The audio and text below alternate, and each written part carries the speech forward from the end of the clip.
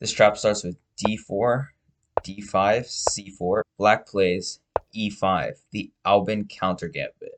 The idea here is that if white takes, which is the main move that you see almost all the time, black does not take this pawn because then white will eventually just take back.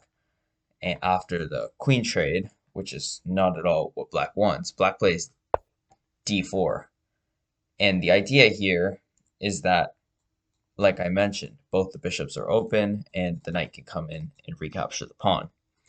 Now, for this trap to work, white needs to play e3, which you don't see that often, but it is the second most popular move. Black brings in the bishop to b4, a very, very logical move. And another move that you see a lot is bishop to d2. This is the most popular move. Black needs to take this pawn. If white takes, well, there's a very, very deadly set of moves, being black captures here, e takes f2, and white cannot capture back because the queen will be lost.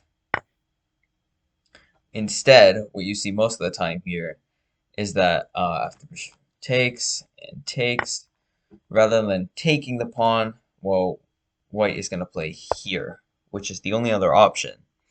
Now, the winning move here is actually fairly tricky to find. Now, you might be like, oh, bishop to g4 because it like skewers, but knight f3 then.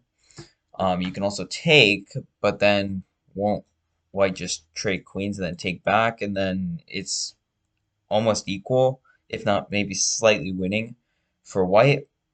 Well, the move here is actually to take and promote to a knight, because now you're taking with check, and white can't have the queen trade and then take back. Instead, white needs to do something about the check. Now, if white takes, now bishop g4 is a fair option, and then the skewers means that black is completely winning.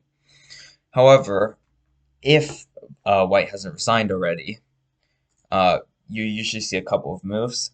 If they move it here to f2 or e3, you take the queen, and then you're completely winning. You're up like a queen, and then positionally dominating with the terrible positioning of white's king. But instead, what you typically see here is king to e1. And the big move here to continue the attack is queen to h4. If white plays g3, queen e4 is a nice fork with the king and the rook. And otherwise, after queen h4, if white plays king to d2, knight c6 is winning, attacking the bishop. If the bishop drops back, you play bishop to g4, attacking the queen. And if the queen goes to, I don't know, like e1 for a queen trade, you castle, and then the attack is devastating. Stockfish says the position is -11, completely winning for black. I hope you guys enjoyed this video on the Lasker Trap, a very, very deadly set of traps in which white can win extremely quickly against d4. Thanks for watching.